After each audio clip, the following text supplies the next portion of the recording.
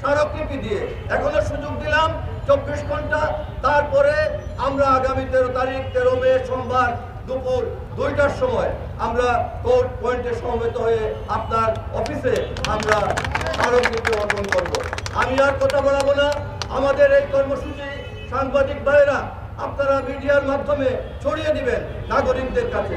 আগামী সোমবার 2টার সময় সিলেট সিটি কর্পোরেশনের 42টি ওয়ার্ডের বিভিন্ন প্রান্ত থেকে সমস্ত জনসাধারণকে আমরা আহ্বান জানাবো, আপনারা আসেন, ব্যক্তিগতভাবে সমষ্টিকভাবে এসে আপনাদের প্রতিবাদ কর্মসূচিতে শরিক হন এবং স্মারকলিপি প্রদানের কর্মসূচিকে সফল করে তুলুন।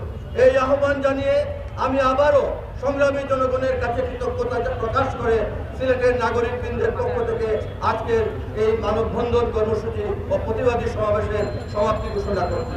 সংগ্রামী অভিনন্দন।